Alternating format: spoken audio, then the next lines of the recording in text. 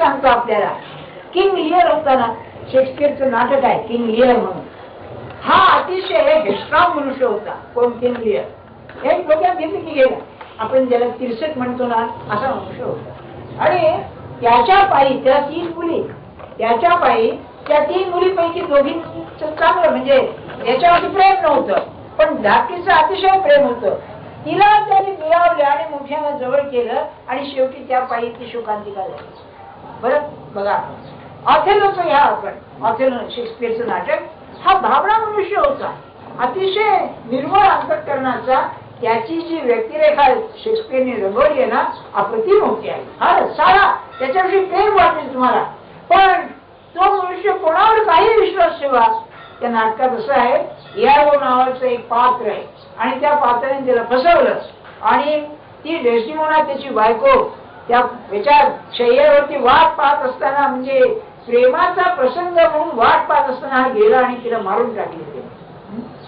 Character पुष्कळ वेळेला तू असं का रे, म्हणजे जीवनात तुझं असं का, तर याचे गुण अवगुण त्याला कारण होतात. एखादा अतिशय गोड बोलले असतो, मामूली असतो, उच्च पदाला जातो, पण एखादा काम करणारा असून सुद्धा चांगला असून आपण पाहतो. म्हणजे हे जीवन असं सगळं मिळून बनलेलं आहे. नियती आहे, प्रारब्ध आहे, आणखी त्याची व्यक्तिरेखा. बरं का, याशिवाय आणखी काहीतरी आहे. ते काय आहे? माणसाला स्वातंत्र्य आहे. माणसाला स्वातंत्र्य नसतं तर पशुपेक्षा त्याला निराळं काहीच नाही. आपण म्हणतो ना, नरका नारायण होय, नराचा नारायण हो जाईल. याचा अर्थ असा, या सगळ्या बरोबरच माणसाला मी काय करावं आणि काय करू नये हे करण्याचं स्वातंत्र्य आहे. मर्यादित असे पण स्वातंत्र्य आहे, शंका नाही. बरं, सत्पुरुष असेल तर त्याचा सहवास करण्याचं स्वातंत्र्य माणसाला आहे. तो वापरी किती हा मुद्दा निराळा पण आहे. आपण हे सगळं वापरतो स्वातंत्र्य, पण आपण देहाचे भोग भोगण्याकरता वापरतो आणि त्याला कारण ही तामसी बुद्धी आहे. माझं स्वातंत्र्य मी वापरतो, पण मी जर पैसा खाण्याकरता वापरलं, लोकांना त्रास देण्याकरता वापरलं, किंवा माझा स्वार्थ हीन प्रकारे साधण्याकरता वापरलं. बरं, म्हणून ही जी विकृत बुद्धी आहे ही जगाला आहे आणि ती सुधारणं हे खरं परमार्थाचं काम आहे. बस, आता एकच मुद्दा राहिला, तो असा की महाभारताची गोष्ट घ्या. महाभारतामध्ये कीचकाचं एक पात्र आहे. नाटक आहे ना कीचक वध म्हणून, त्यात खालीलकारांनी सुद्धा हेच दाखवलंय. हा दुष्ट बुद्धीचा मनुष्य, तामसी बुद्धीचा मनुष्य, आणि हा चांगला नाही हे सगळ्यांना माहिती होतं. असं असून सुद्धा त्याला कोणी सुधारण्याचा प्रयत्न केला आणि तो सुधारलाच नाही. का? या प्रश्नाचं उत्तर मला सांगा. आपण दुसरे उदाहरण देतो. दुर्योधनाला काय माहिती नव्हतं की पांडवांचं बल इतकं जबरदस्त आहे. जरी त्यांनी आरंभी सांगितलं की बा माझं सैन्य जास्त आहे, द्रोणाचार्यानं सांगितलं ना सगळं असं आहे तसं आहे, तरी तो मनात ओळखून होता की नाही, पांडव मला आज उद्या भारी पडणार आहे. नुसत्या संख्येनं काम भागत नाही, त्याची जनदृष्टी होती. बघा,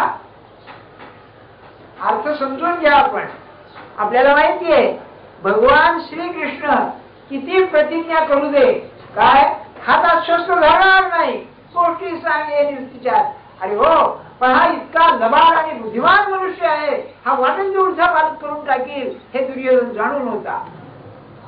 दोघे गेले, अर्जुन आणि दुर्योधन. दुर्योधन डोक्याशी बसला, पायाशी बसला, त्याला महत्व नाही. जागा झाल्यावरती प्रश्न आला, काय आले बा, आता बा युद्ध आहे, तुम्ही कोणत्या बाजूला जाणार, तुम्ही इकडे येणार का तिकडे येणार. तेव्हा दुर्योधन म्हणाला मी पहिल्यांदा आलोय, माझा हात आधी मागण्याचा आहे. बरं म्हणला. अर्जुनाच्या मनात धाकधूक, कुठे कृष्णाला मागून घेतो का कुणाचो. कृष्णाने सांगितलं बा 2 गोष्टी आहेत, एक यादवांचं सैन्य आणि एक मी. दुर्योधन शहाणा बघा, त्याने विचार केला हा लेखाचा पांडवांचा पक्षपात, हा माझ्याकडे जर आला तर गडबड सरबड करून तिकडेच यश देणार, त्यामुळे वाटणच नको, सैन्य मला दे. एक. आणि दुसरं असं, त्याची जी स्थूल दृष्टी होती त्याने पाहिलं एकटा शस्त्रहीन श्रीकृष्ण घेऊन करायचं आहे काय, त्याकडे एवढं सैन्य जर माझ्या बाजूला आलं, by numbers, by sheer numbers, मी बरोबर यांना जिंकेन. चायनाचं बळ कशात आहे, संख्येमध्येच आहे ना. नुसतं काय नाही, ते लोक घुसायला लागले. तिबेटमध्ये काय केलं त्याने, नुसते घुसले. किती मारणार हो तुम्ही, मुंग्यासारखे मारले तरी पुन्हा शिल्लक राहतील, इतकी जर माणसं काय करणार, यांनी सांगितलं. बरं, महाराज असं सांगत, अर्जुनाने ते समजून केलं नाही. अर्जुनाचं श्रीकृष्णावरती प्रेम, अतिशय प्रेम, त्यामुळे माझ्या बाजूला तू पाहिजेस, भले तू शस्त्र घेऊ नको हातात, पण माझ्या बाजूला तू पाहिजेस. पण म्हणाले त्याला ही जाणीव नव्हती की ते एवढे जे यादव सैन्य नव्हे, त्या कौरवांचं सैन्य होतं, त्या सैन्याचा प्राण होता हा परमात्मा आहे, तो माझ्या बाजूला आल्यानंतर यशाला काय, म्हणून येतो कृष्णस्त तो जया, हे जे भीष्माचार्याने ओळखलं ते. बरं का, माझ्या म्हणण्याचा हेतू काय आहे पुढे, किचकाचे सोडून द्या. दुर्योधनाला जेव्हा शिष्टाई केली त्यांनी सांगितलं तुझा कुलाचा नाश आहे, युद्धामध्ये दोन्ही शक्यता आहेत ना, हेही जाईल तेही जाईल, काय अशक्य आहे. आणि असं झालंच.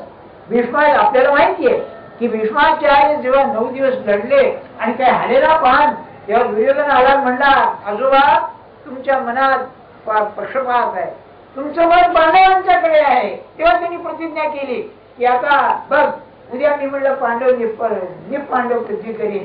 ती माहिती आपल्याला द्रौपदी गेली वगैरे, भीष्माचार्य गेले, द्रोणाचार्य होते, तेव्हा म्हणून जरा आशा होती हा एवढा भारी मनुष्य कोणालाही मारेल म्हणून, ते गेले. पुन्हा आशा होती कर्ण होता की हा कर्ण माझा आहे, हा बरोबर सिद्धा करेल, सगळं जय आपल्याकडे खेचून आणेल, तेही गेले. माझ्या म्हणण्याचा हेतू काय, कृष्णाने जेव्हा दुर्योधनाला या सगळ्या शक्यता सांगितल्या तेव्हा दुर्योधन काय म्हणाला की कृष्णा तू परमात्मा आहेस ना, तेव्हा हे सगळं जर टाळायचं असेल तर माझी बुद्धी का सगळं करीत नाहीस, सगळं भानगडीत झाले ना, ज्या बुद्धीनं मी सगळं करतोय ती बुद्धीच काय सगळं करीत नाही. कृष्ण म्हणाला आणखी 10 वेळा शिष्टाई करीन, बुद्धी सुधारणं माझा करता. बघा परमात्माने सुद्धा हात टेकले ना, कारण काय आहे, ही जी तामसी बुद्धी आहे ही जगाला अत्यंत चिकटलेली असल्यामुळे तिथे काम करणारच नसेल तर भगवंताचं अनुसंधानच काम करील, जे नामरूप आहे तू काही करणार. माणसाची बुद्धी सुधारायला त्याचं नामच उपयोगी पडेल. म्हणून ज्ञानेश्वर महाराज के महायोगी सुद्धा नावाविना तत्व नाही रे अन्यथा असं सांगताय. ध्यानात ठेवा, ही बुद्धी सुधारायला तिथे सूक्ष्मातच शिरायला पाहिजे, कारण आत्म्याच्या जवळ असणारी ती आहे, म्हणून तिला सुधारायला तिथपर्यंतच जायला पाहिजे. एक सत्पुरुषाची संगत नाही तर भगवंताचं स्मरण याशिवाय माणसाची बुद्धी सुधारायची नाही. बरं, ती बुद्धी जी आहे तामसी बुद्धी, तिचं वर्णन आता आपण ऐका. म्हणजे आपलंच थोडस वर्णन आहे, थोडस ना, सगळं नव्हे, थोडस वर्णन आहे. म्हणाले आणि राजा ज्या वाटे जाये ते चोरासी आडव होये, का राक्षसा जीव पाहे राती होई. पहिले 2 दृष्टांत आहेत, राजमार्ग हायवे आणि दुसरा चोराचा मार्ग. आता राजमार्गावर चोऱ्या होता ते सोडून द्या, पण ज्ञानेश्वर महाराजांनी दृष्टांत असं दिलाय की जो राजमार्ग आहे, राजाचा जाण्याचा मार्ग आहे, तो काही चोरांचा मार्ग नव्हे, इथे चोर जात नाही. तसं जी बुद्धी सात्विक आहे ती राजमार्गाची आहे, सरळ आहे. आणि खरं सांगू तुम्हाला, आपल्याला जर मिळवायचं असेल तर आर्जव मिळवायचं. त्या विजुत्व 13व्या अध्यायात सांगितलंय ना, काय दृष्टांत आहे, सोन्याचा तांब्या आहे आणि त्यामध्ये अमृत भरलेला आहे असं म्हणाले तो आहे. ऋजुत्व कोणाचं आहे की ज्याच्या देह ज्याचा पवित्र आणि ज्याच्या अंतरंगामध्ये अंतःकरण पवित्र, असं जेथे आहे ना तिथे खरं ऋजुता आहे. शौच ऋजुता काय ते असं आहे. तेव्हा ते मिळवायला बुद्धी कशी स्वच्छ पाहिजे, किती स्वच्छ पाहिजे.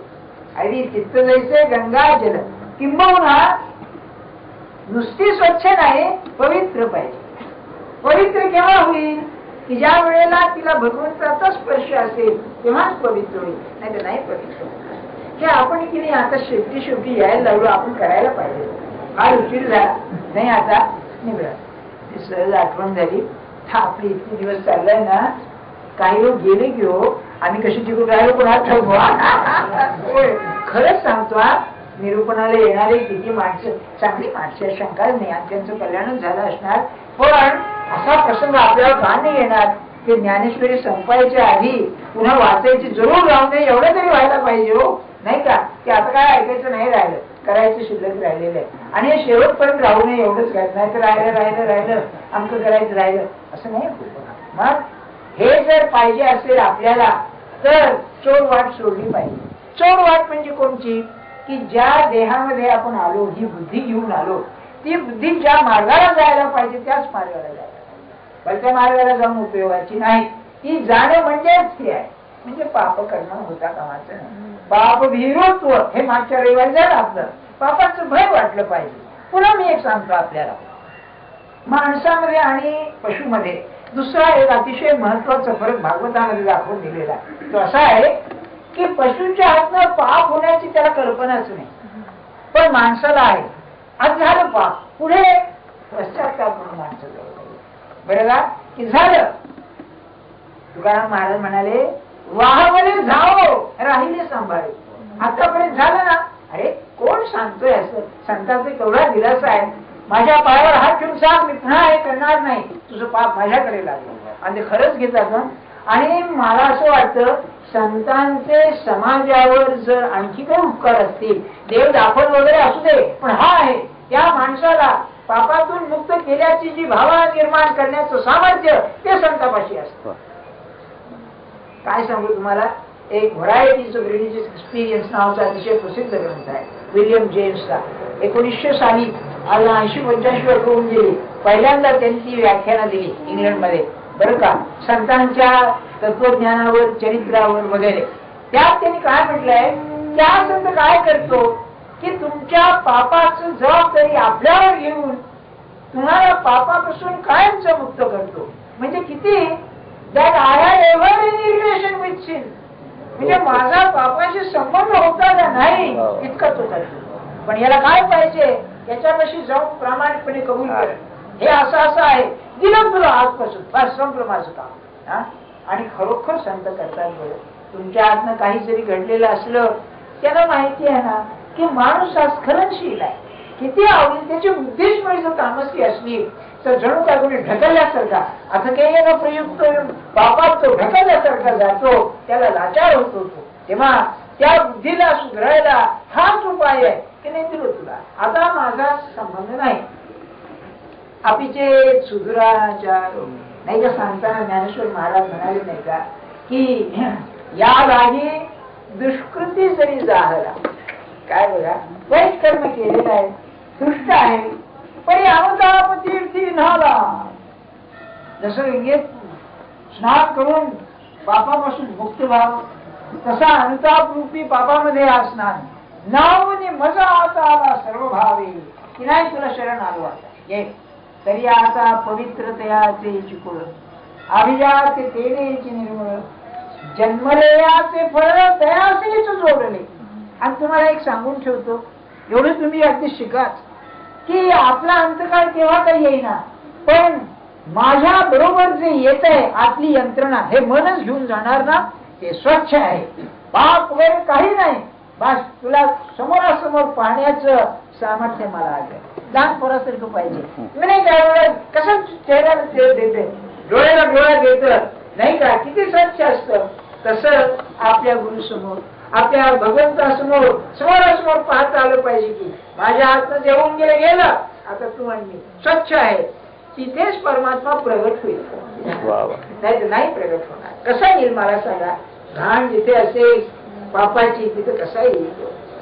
आपण ज्ञानेश्वर महाराजांची ओळी वाचली ना, का सकल जवळ सरोवर सरोवर आहे आणि चिखलाने भरलेलं आहे, अभेरून चकोरू.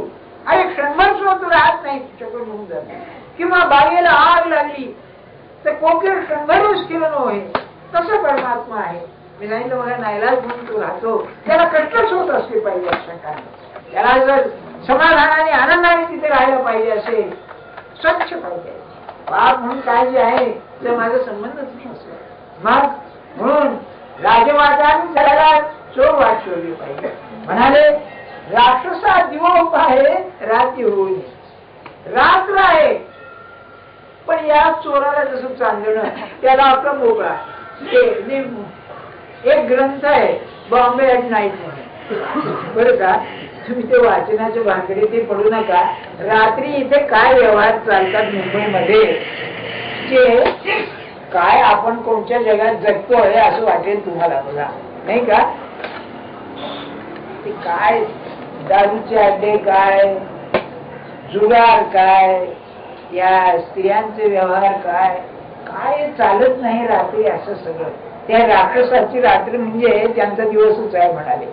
म्हणजे ही जी वाईट बुद्धी आहे ही रात्री सारखी, म्हणजे भगवंताला सोडून अज्ञानात असणारी ही बुद्धी, अंधारामध्ये ही बुद्धी वाटते म्हणते काही भगवंतापासून दूर करायला जे योग्य आहे ते सगळं ती करी अशी ती आहे.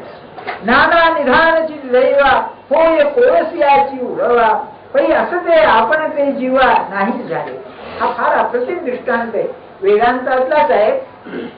त्यांची अशी कल्पना आहे बरं का. ते खरं असलं पाहिजे. ज्ञानेश्वर महाराज दृष्टांत दिला म्हणजे तो खराच असला पाहिजे की पुरे धन पुरून ठेवीत असं.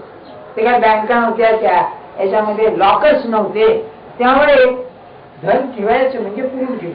याच्यात सुद्धा ठेवीत बघा, सरोवरामध्ये खाली ठेवून देत असत, म्हणजे तळ्यामध्ये ते ठेवून देत असत.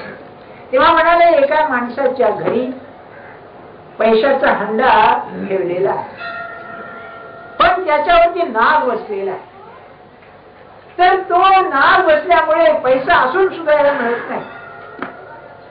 किंवा हा एक दृष्टांत पुढे दिला, किंवा पैसा आहे परंतु याला तो मिळायचा नसल्यामुळे याला जी पाहण्याची दृष्टी पाहिजे ती नाही, याला कोळशी दिसतात. तस जीवाला परमात्मा आहे, पण परमात्मा असून सुद्धा तामसी बुद्धी असल्यामुळे तो कोळशासारखा दिसतो. याला फार अर्थ आहे. परमात्मा दिसणं, दर्शन होणं म्हणजे प्रतिभा जागृत होणं. आपली जी ज्ञानदृष्टी आहे ना ही बुद्धीचीच आहे, फक्त ही इंद्रियाधीन आहे. इंट्युशन म्हणून जे आहे, प्रतिभा ज्याला म्हणतात, ही प्रतिभा ही खरी ईश्वराची दृष्टी आहे. ती दृष्टी नाही तोपर्यंत तो असून सुद्धा कोळशासारखा दिसेल. याचा अर्थ असा, आपल्या जीवनामध्ये सगळे जे व्यवहार चालतात त्याच्या इच्छेने चालतात. ही पाहण्याची दृष्टी आहे ना, भगवंत करता आहे ही येणं म्हणजे खरी दृष्टी आहे. आपण कोळशासारखं पाहतो म्हणजे त्याच्या सत्तेनं सरळ घडत असून सुद्धा आपल्याला ती कळत, ती दृष्टी यायला पाहिजे. म्हणून मी आपलं थोडक्यात सांगतो, परमार्थ म्हणजे पदोपदी तो दिसला पाहिजे, त्याची सत्ता काम करते दिसली पाहिजे.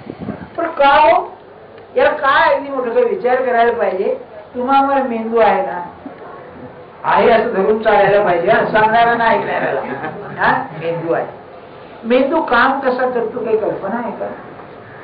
मला असं सांगा, आपल्या डोक्यात जेव्हा विचार चालतात ते विचार मेंदूतून कसे येतात याची काही कल्पना आहे का?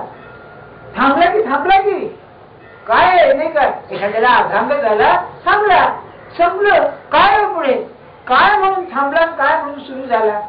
तुम्हाला एक गमत सांगतो, ही पाहिलेली गोष्ट आहे. म्हणून माझा प्रोफेसर होता सील म्हणून, एल्फिस्टन कॉलेजचा प्रिन्सिपल होता. तेव्हा त्याचा बाप सर ब्रजेंद्रनाथ सील हा गेल्या पिढीमधला अतिशय मोठा विद्वान होऊन गेला. विवेकानंदाचं क्लासमेट, ब्रह्मसमाजिस्ट होता.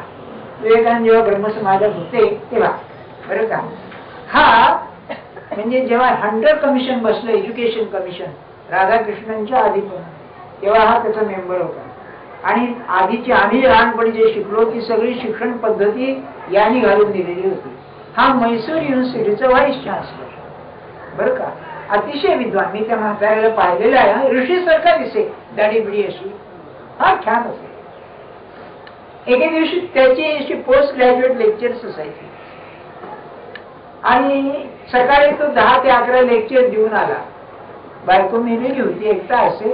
हा मुलगा मोठा माझा पोस्ट, आणि स्वयंपाकाला सांगितलं कॉफी कर मला, म्हणून पडला, अंतरुणावरती पडला आणि अटॅक आला, पॅरालिसिस अटॅक आला. सगळं ज्ञान गेलं. आश्चर्याची गंमत आहे, सगळं ज्ञान गेलं. पण हा जगप्रसिद्ध माणूस, त्याचा एक ग्रंथ आहे प्रसिद्ध असा, the positive sciences of the ancient Hindus. म्हणजे हिंदुस्थानामध्ये बॉटनी, बायोलॉजी, झुऑलॉजी, सायकॉलॉजी ही जी शास्त्र आहे ती किती प्रगत होती याचा तो ग्रंथामध्ये उल्लेख आहे, बरं का. तेव्हा मुलाला तार आली की बुवा असं असं झालंय. मुलगा गेल्यानंतर काहीच बोलता येईना, मुलाला ओळखलं नाही, काही नाही. चमत्कार सांगतो पुढे. मग त्याला जिनेवाला न्यायचं ठरलं. त्याची ओळखी होत्या जगामध्ये, जिनेवाला न्यायचं ठरलं. तेव्हा बंगळुरूहून गाडीमध्ये बसून मुंबईला यायचं. तेव्हा काही विमानं नव्हती, जहाजाने जायचं. तर त्या ट्रंकेवर नंबर होत आहे आणि BNC ब्रजेंद्र नासिक अशी अक्षरं होती. त्या म्हातारा बसलेला मुलगा शेजारी, आणि यांनी उघडलं BNSEAL हे वाचलं. बाकी गेलं सगळं ज्ञान. तर मग म्हणलं की बाबा तुम्ही संबंध वाचा. संबंध वाचता येईना, नंबर सुद्धा 1, 2, 3, 4 वाचले, संबंध संख्या वाचता येईना. म्हणजे मला तुम्हाला विचारायचं आहे, मेंदूचा काय चमत्कार आहे की सगळं ज्ञान गेलं आणि अक्षरदर्शनात राहिली, पण त्यांचं जे कोऑर्डिनेशन संबंध एक करायचं ते नाहीच. मग हे कोण करतं आपल्या डोक्यात? तुम्ही आम्ही करतो का? जीवन शक्ती करते म्हणजे परमात्मा करतो.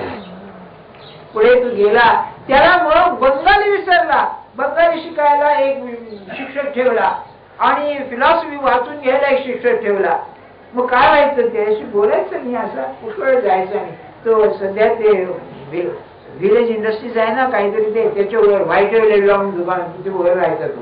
तर त्याला ऐकलं आठवायचं नाही. ते 2-3 मिनिटं विचार कर, नाही आठवत म्हणायचं, नाही आठवत. ते सगळं ज्ञान असं यायला लागलं, बरं का.